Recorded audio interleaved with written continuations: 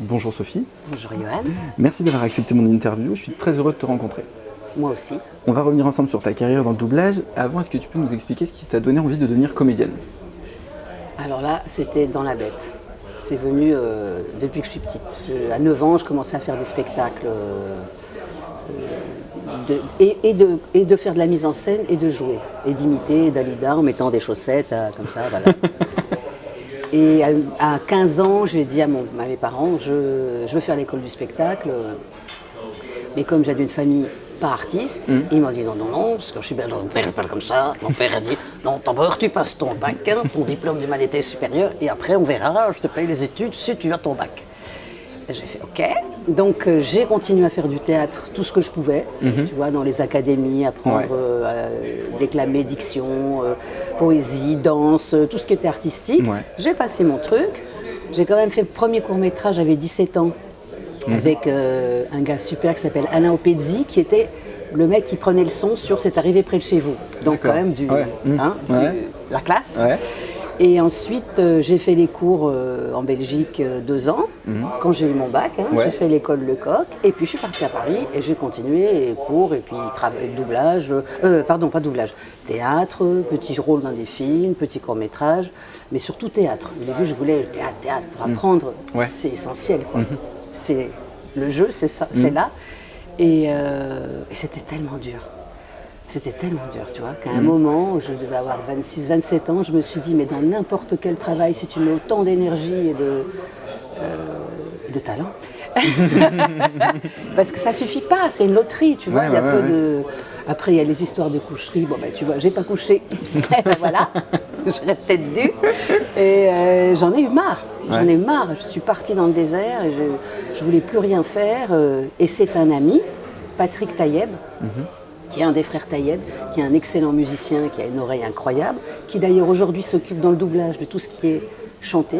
D'accord. Sinon, il a un groupe qui s'appelle Almo, je fais sa promo, parce qu'il est top, il est excellent, qui m'a dit, tu as le timbre de la nana des Tex Avery. D'accord. Et c'est comme ça que j'ai fait le doublage. D'accord, c'est comme ça que tu es arrivée dans le doublage. Voilà, j'avais vraiment la vocation, mais toute petite, je voulais, c'était ma vie et tout, puis j'étais dégoûtée, quoi. Et le doublage m'a récupérée. D'accord. Parce que je me suis dit... Sans le doublage, tu aurais peut-être arrêté la comédie. Ouais, j'aurais probablement quand même continué d'essayer de faire des films, réaliser, mais plus comme comédienne. Et là, tout à coup, je me dis, je peux jouer et arriver à gagner ma vie. Parce qu'à un moment donné, faire des trucs gratuits, tu vois ça dans quel métier, toi? Ah, tu tournes dans mon cours, tu fais ci, tu fais ça, et t'es jamais payé. Appelle-moi petit loup. Allô, marraine la fée? Oh oui, ma chérie, quel bon vent! Quoi de neuf, petite? Écoute, grand-mère, si tu veux que j'aille au bal ce soir, tu ferais bien de te dépêcher. J'ai un loup à la maison. Depuis, tu as prêté ta voix à plusieurs comédiennes sur des rôles complètement différents. Pour ma part, la première fois que j'ai entendu ta voix, c'était sur la série Buffy contre les vampires, puis dans Angel, série dans laquelle tu doubles Elisa Dushku sur le rôle de Faith, la tueuse de vampires. Quel souvenir tu gardes de cette série? C'était génial parce que c'est une série culte. Et c'était dirigé à la fois, il y avait Claire Guyot qui double Buffy et Philippe Pétieux qui était un amour, quelqu'un aussi qui aide beaucoup quand tu démarres et que tu débarques. Et tu vois, tu sais jouer, mais tu n'as pas la technique. Il y a toute une technique à apprendre, qui a été très gentil. Et toute la bande, il y avait Patrick Borg qui a un amour de mec. Franchement, les gens étaient très gentils, parce que moi j'avais peur que ça soit un peu un milieu où on se tire dans les pattes et tout. Mais surtout ton personnage est arrivé alors que la série a été déjà commencée. Mais mon personnage était doublé par quelqu'un d'autre, par Séverine Morisot, qui a voulu arrêter le doublage. Et, merci Séverine. Je pense que c'était une super nana, mais elle a arrêté. Donc ils avaient besoin d'une fille jeune, mais avec une voix un peu cassée. Okay. Les copains, ça sert à ça. Parce que, excuse-moi, je trouve que ces corps à corps nocturnes, ces combats où on transpire ensemble, ça donne envie de se détendre. On est en pleine poésie. Mais non. J'aime beaucoup Alex. Mais je n'aime pas Alex. Je pense même que ça risquerait de détruire notre amitié. Tu penses beaucoup trop.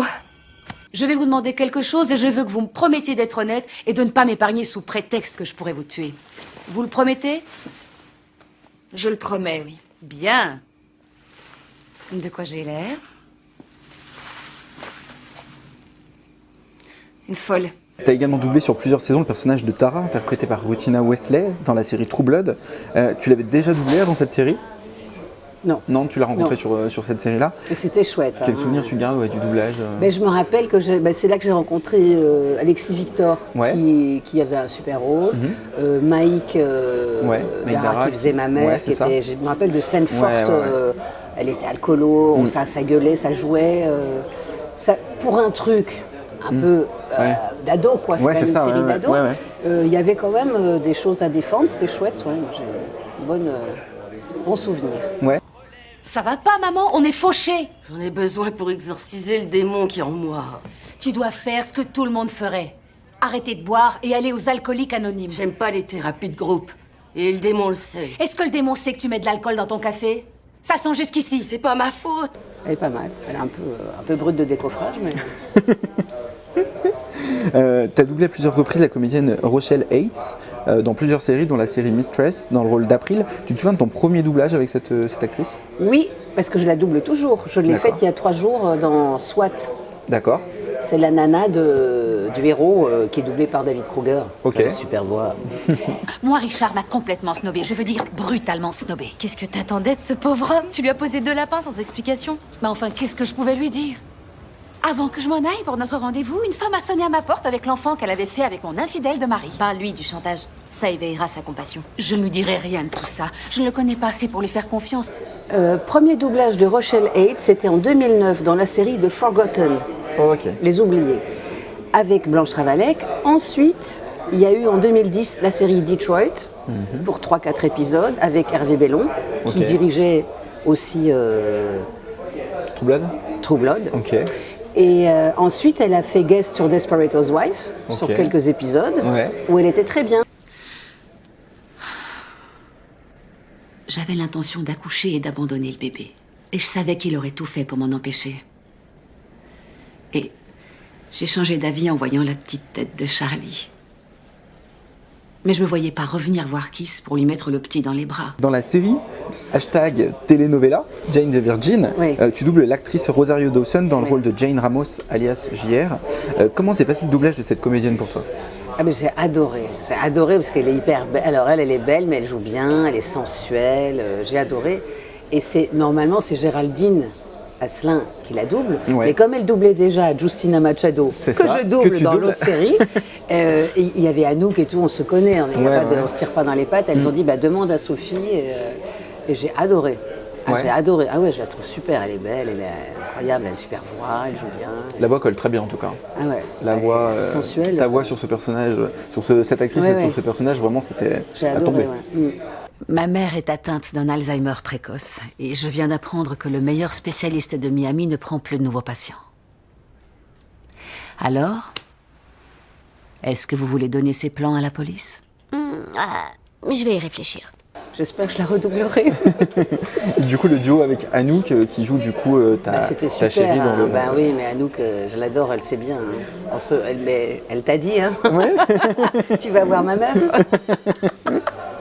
Écoutez, tout le monde a des intentions cachées. C'est pas une mauvaise chose. Vous pensez que je suis venue ici avec une bouteille de vin juste pour vous remercier? C'est pas le cas. Eh bien, il y a une part de ça. Mais je voulais aussi vous demander les plans. Alors, on parlait de Belle Nana. Là, dans le temps de quelques épisodes, tu as doublé dans la série Fear the Walking Dead le personnage de Martha, interprété par Tonya Pinkins. Quelle expérience tu gardes de ce doublage sur un personnage qui est assez particulier et différent de tout le monde? Je remercie Benoît Dupac de m'avoir donné un monstre. Moi, j'adore. Pour nous, c'est le pain béni de faire des personnages hors normes. Elle était terrible, espèce de nana, c'était effrayante. Elle zombifiait les mecs et elle leur collait un post-it quand ils étaient comme ça. Là, donc c'était génial. Tu connaissais un petit peu la série, l'univers de la série avant? Oui, c'est ultra connu. Il y a même des jeux. Parce que moi, je fais beaucoup de jeux, je fais beaucoup de voix de jeux. Donc, j'ai fait d'ailleurs Buffy, j'ai fait Face dans le Buffy, jeu. J'ai fait et dans Walking Dead, j'ai fait des... T'as fait des voix dans les... C'est le sang dans la gorge. Les provisions. Tout ce qu'elles font, c'est rendre les gens faibles. Et tu n'es pas quelqu'un de faible, Morgane. En tout cas, avant, tu ne l'étais pas. Qu'est-ce que vous voulez? Je veux que tu arrêtes. Il suffit que tu arrêtes d'essayer d'aider les gens à tout prix. Tu pourras alors redevenir fort Depuis 2020, tu doubles la reine Charlotte dans la chronique des Bridgerton, interprétée par Golda Rochebel. Comment est-ce que tu t'es retrouvée sur cette série, sur ce personnage? Eh bien, grâce à ma reine la fée, Laura Préjean, que je lui fais un hôtel. Laura, elle me donne des rôles. On parlait de monstres, hors normes. Je me suis régalée. Et elle m'a donné aussi, c'est elle qui m'a donné la nana sur la série de Canal qui s'appelle Work in Progress, qui est produite par ex-frère Wachowski, devenu sœur Wachowski, Lily Wachowski, qui est vraiment incroyable, qui est une nana, elle a un physique, on dirait un mec. D'accord. Quand j'ai passé les essais, j'étais avec Yuna Noiret, qui d'ailleurs, on a eu les essais toutes les deux. Elle faisait mon mec, qui en fait est un trans, une fille qui devient un garçon. Et moi, j'ai cru que mon personnage, c'était un homme. D'accord. Parce qu'elle a les cheveux gris, courts, bien en costard. Je dis, mais c'est un bonhomme.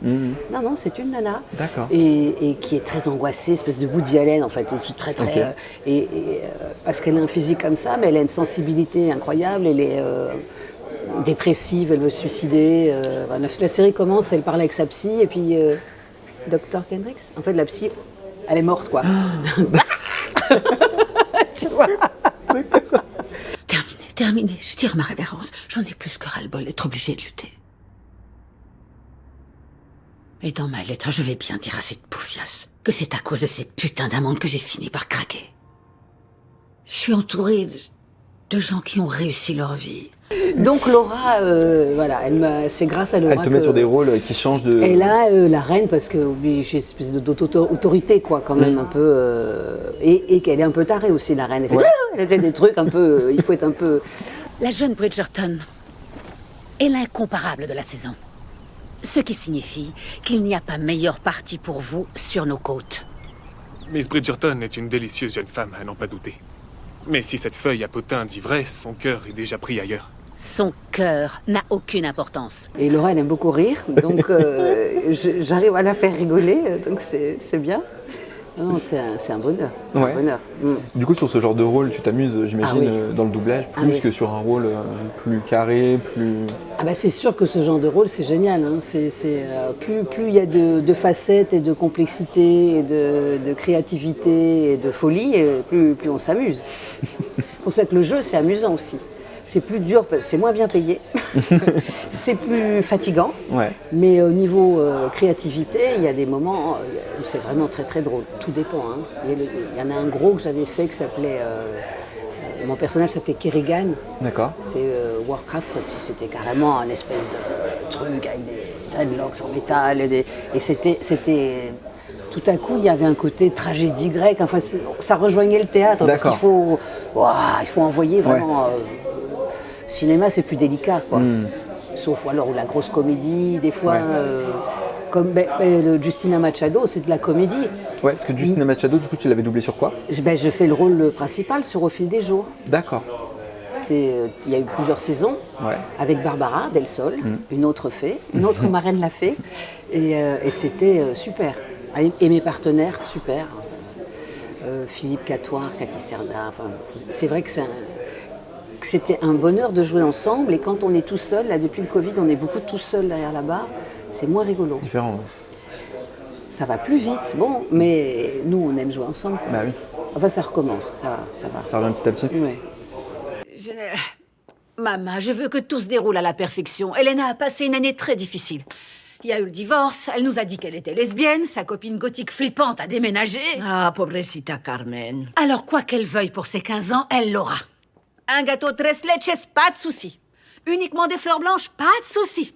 Est-ce qu'il y a une comédienne dans le doublage avec laquelle tu te sens plus à l'aise qu'avec une autre? À l'aise. Moi, à partir du moment où les personnages ont du caractère, du tempérament et sont vivants, je suis à l'aise. Si la nana est molle, je suis dans la merde. Tu vois? Mais on n'a pas parlé de Sofia. Ouais. Je me suis bien amusée à la doubler 10 ans, Sofia Vergara, qui est très belle, très drôle. C'est un clown. Où j'ai dû inventer un accent. Parce qu'il ne voulait pas que je roule les R. D'accord. Alors que tout le début, il se moquait de son accent. Donc si je ne faisais pas d'accent, c'était débile. D'accord. Donc j'ai fait un truc comme ça, un peu Ricazaraï, je ne sais pas, j'ai inventé quelque chose. Et c'était rigolo. C'était rigolo à faire. On est très différents. Jay, il a grandi en ville. Il est ce qu'on appelle un homme d'affaires. Moi, j'ai grandi dans un tout petit village, très pauvre, mais absolument magnifique. D'ailleurs, en Colombie, c'est le village où on trouve le plus de... comment on dit? De meurtre. Oui, des meurtres, c'est ça. Est-ce qu'il y a un film ou une série sur laquelle tu as travaillé qui t'a plus marqué qu'une autre? Eh bien, la série que j'ai fait avec Laura, la dernière là, sur Canal, là, Ouais. Work in Progress, Ouais. franchement, ça m'a vachement touchée parce que c'était... Il y a plein de choses à jouer, c'était tout en finesse, c'était presque... Elle joue, mais c'est presque elle, quoi. Donc c'est... Ouais. Quand on est comédien, jouer quelque chose proche de soi, c'est plus dur que d'inventer quelque Ouais, c'est chose. ça, Parce ouais. que ça demande beaucoup d'impudeur, je crois. Et donc, finalement, physiquement, je ne ressemble pas du tout. Ouais. Mais à l'intérieur, moi aussi, je suis un peu flippée, pleine de doutes. D'accord. Et je rigole. Et quand ça ne va pas, je rigole plus fort. Hein. Souvent, les gens, quand ils rient fort, c'est que... Et donc, vraiment, ça, j'ai beaucoup apprécié. Ok, donc moi je suis grosse et la serveuse drague ma sœur hétéro maigrichonne. Ça me fatigue. C'est n'importe quoi. Prends tes affaires, il faut que j'y aille. Bonjour, je vous présente ma sœur Ali, mariée, 2 enfants, véritablement héroïne. Mais bien sûr. Mais oui, mais c'est toujours la même chose quand je suis avec toi, c'est dingue Tu ça. peux arrêter de t'apitoyer sur ton sort? Attends, je te rappelle que c'est toi qui m'as conseillé de me confier et c'est ce que j'essaie de faire. Merci beaucoup Sophie de m'avoir accordé cette interview. Je suis très heureux d'avoir pu te rencontrer. Que nous dirait Jane Ramos pour terminer cette interview? Elle dirait, vous pensez que je suis venue juste pour vos beaux yeux? Les gens ont toujours des intentions cachées. Moi aussi.